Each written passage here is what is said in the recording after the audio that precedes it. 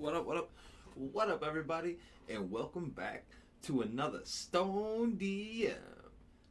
That's me, Stone DM. Sorry about that. Man. So, it's the first one of the year. We took off the holidays. I hope everybody had themselves a happy holiday, Merry Christmas, and a Happy New Year, and all those other wonderful things that you possibly could have had for yourselves throughout from Halloween till now. Oh man, there's probably so much to say, but I don't really have a whole lot. Technically, I just wanted to get in here and do some thoughts on a Thursday, the first one of the year. We did get to play some D&D last night, and it was back in the wonderful world of Mirage. We have taken a week off, and we did a couple holiday things, and then with Thanksgiving and that holiday special, we haven't spent a lot of time in our regular world. We've been doing, a lot of one-shots or just taking breaks. But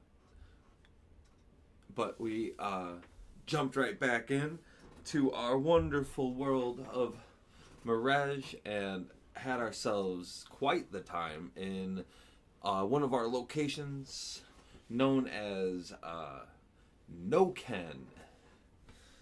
It is the Dragonborn village. And we learned a couple of things from one of the players' perspective that kind of could have changed the trajectory of the world a little bit. One of the players had themselves confused and thought that the Dragonborn were not in this area of their own free will, if you will. However, as fun as all that was, it ended up coming out pretty well. They ended up meeting up with the Dragon's Keeper, the king of the Dragonborn.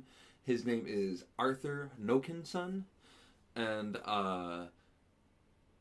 he divulged a little bit of information about how dragons themselves used to inhabit Mirage, not as Dragonborn, but as the dragons. I'm not so sure I portrayed that in his speech very well, but that is one of the things that I will need to discuss with the players, is that it is not the Dragonborn who, had ruled the land at one time. It was just there were a lot of dragons, potentially. He might not be telling the truth, or he might just believe that version of the story. Who knows? Ooh. But we had a lot of other things take place in Noken. They split up for a little bit and got themselves in some trouble. Two of them found themselves in the arena fighting for some goods because the shopkeeper, old battle-worn, loving Dragonborn, who has a craft shop, told them that, you can either pay for it or you can fight me for it, no big deal. One of them chose fight. The other one did not. However, he walked into the arena where the fight was happening, and he was being called out, and he just didn't understand that it was a fight. So he ended up getting into arena fight with this guy as well, and he did quite well as far as not being able to get hit. He is a monk, and they have quite the high AC. But it was a lot of fun. It was most of it was off the cuff because I didn't really have a lot of ideas of what they were going to be doing initially in that area. Mostly because we weren't even supposed to be there. in the session beforehand, they kind of got pooped there, and there was like some other problems. You know what? Since we don't know how long we're gonna be here, why don't we get to the stone part? Man, I had so much trouble waking up today. I don't even know if I should smoke this. I'll fucking go right back to sleep or something. I don't even know what's going on.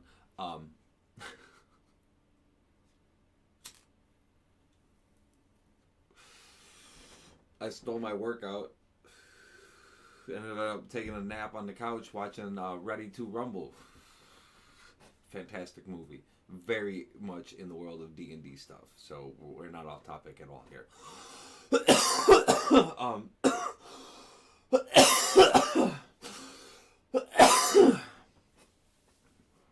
So we are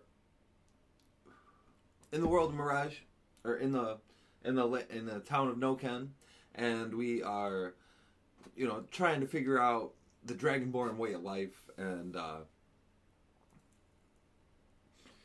just so happened, what just so happened to be, or what might be the life, because Charlie, our Dragonborn of the crew, is very confused and definitely thinks that there's some nefarious actions taking place here. Perhaps the elves have taken it upon themselves to control the Dragonborn.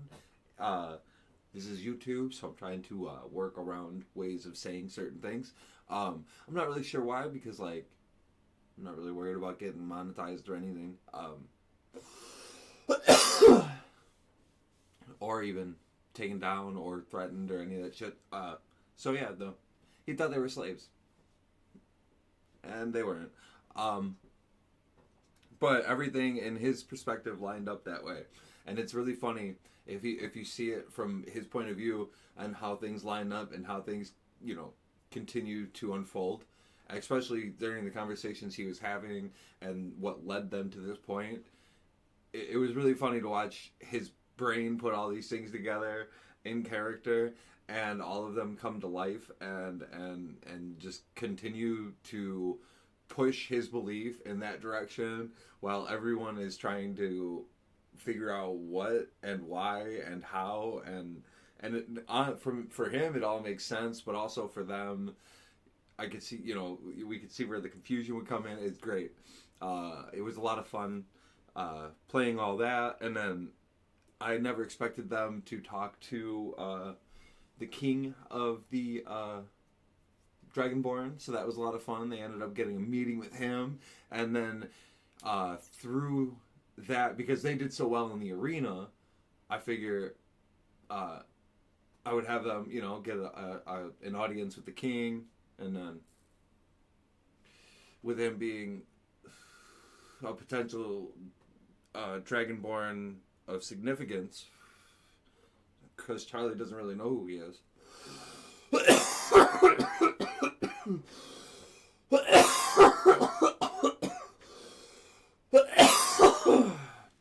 And he might be a Dragonborn who is significant. They were going to have a little talk, and then with Charlie divulging the information that he had to the king and all the things that he knew about the enslavement, all really lined up, and he was able to tell the king what was happening. But it's not really what's happening. So it was really just Charlie being very misunderstanding of what was like the world around him at the time. But like I said, from his point of view, and all the things that he has seen and done so far, and the conversations that he's had, it all points to what he believes. So it's great. And completely unintentional. All these things just whammied together. It was really fun.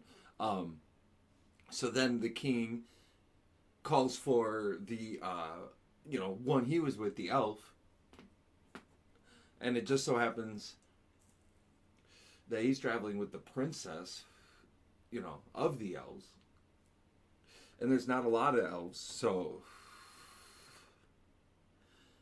they're very known people, and And once the king realizes that the princess is there, now that changes things because now he has a direct conversation, but also he has to play this out royally because if he takes a stance against this one, even if it wasn't what Charlie thought, now there's a problem. So figuring out how to play all that on the fly, oh man, it was super fun. It was like all the reasons why I love this game. And then just trying to figure out how to incorporate all of the players because now we have 5 players in the game, and just trying to figure out how to give each of them enough time. I'm still struggling with that a little bit. Well, probably a lot, depending on who you ask. But it's just a learning thing. But also, different sessions are gonna amplify or magnify different people, and that's just gonna happen. So sometimes, as much as you want to be able to involve the whole, you have to focus on what is taking precedence at the time. So that's kind of a balancing act that I'm still trying to figure out how to do. And then how to give different options of, not forcing combat, but allowing for combat or role play, different ways out of different things, and also interpreting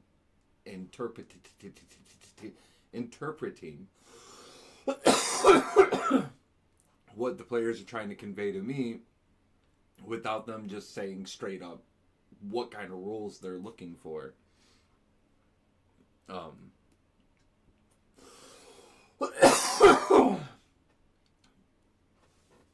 So it was a great first session of the year. Really excited for everything that's going to come for the rest of this year. Just, damn.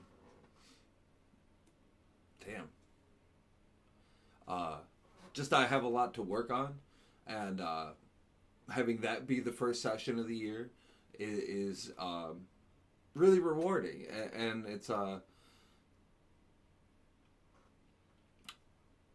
I mean, honestly, it's just a lot of fun realizing how much more I get to work on the stuff that I need to work on and evolve the way that I play the game and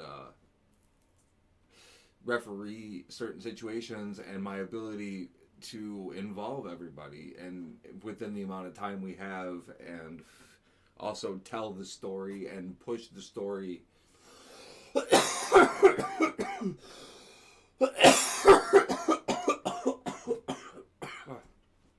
push the story along because while it is fun to be in places and to have these conversations, they still need to be making progress in the world.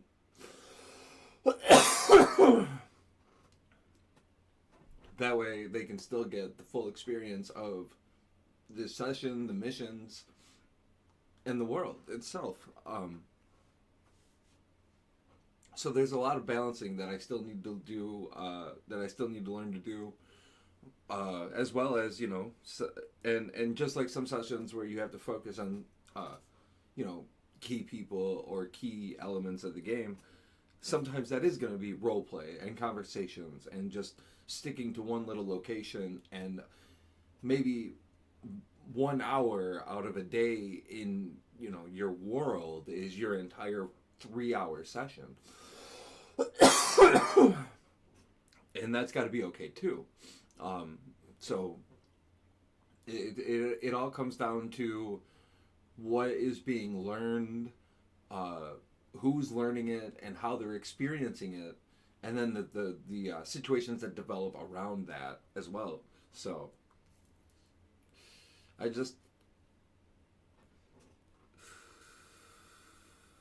got a lot of fun and exciting work ahead of me. I think that we get to change up some of the travel a little bit, or just shrink the world. We've had this conversation before because, the repetitive travel stuff, as much as I can make it all different, um, it could just get a little overwhelming. But we'll see what happens. They have officially acquired the item that they need from Fort Runoft to help those people.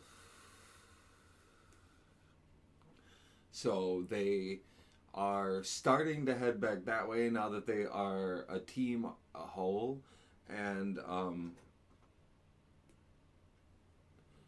they're a little farther from where they were supposed to be because of the poofing. But all in all, everything is in order.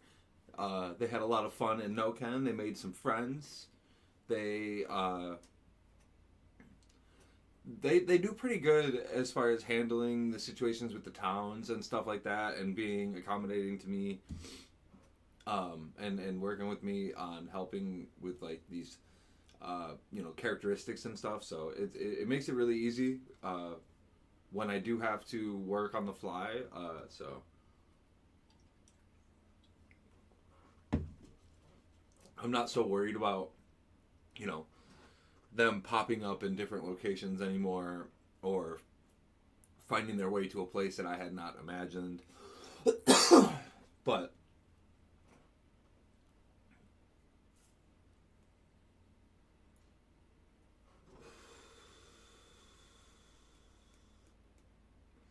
some of the role play that these guys are getting themselves into right now is just so much fun to watch. That right now, I think I'm going to find myself having the problem of not wanting to let them just air it all out, because we do have to move things along, and we do have to get things out there, and if we let them role play too much, you know, maybe we'll get to some things before we maybe should have, as far as lifestyle stuff goes, or lore, or who knows. So I just need to figure out the balancing act of all of that. But I'm really excited to see what's going to happen with this world once they do make it to Fort Runoft, and they do have it out with their next boss esque monster, and then depending on how that goes, what do they do from there? How much time do they have before the princess is going to be in dire circumstances of making it back to home? Bubo is really now in a moment of needing to figure out just exactly what is going on with her, or who she is. And she has a lot of different answers and locations that she just can't quite get to. And now these last couple sessions, we've been right around an area for one of the answers, for the druids, when the little dude popped up and was stalking the group for a little while. But then there's also, what is that Lone Mountain, and where the giants rule, or whatever. So there's a lot for them to learn there. And then they're searching out for the lost eggs of Noken, and what are those? What could they be? Are they anything? Is it an egg? Is it a rock? Has it hatched? Is it a myth? There's one in a lake. Is that real? How crazy is Burning? And who believes him?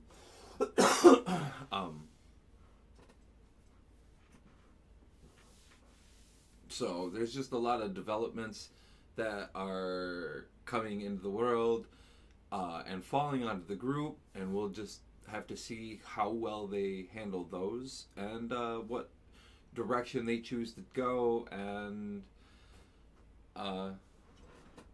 honestly, I'm just really excited to see how everything plays out, and I hope that you guys go follow along, All Bear Crew, right here on YouTube. It's a lot of fun. We're a lot of sessions in. We're really starting to get into a lot of the world stuff, and they're really, really good at being their characters now, and just understanding which directions that the character themselves would want to take. So I mean, it's a lot of interesting dynamics and player developments, and I think it's a lot of fun. You guys go check it out. Let me know what you think.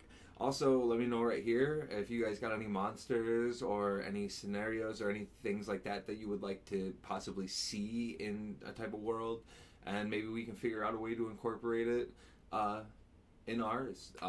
And I'm always looking for different types of monsters and stuff like that to use. Mostly out of the manual or some easily accessible online thing, but you know, drop some hits in the comments and let me know whatever it is y'all got going on. Don't forget to smile. Puff up past it, y'all.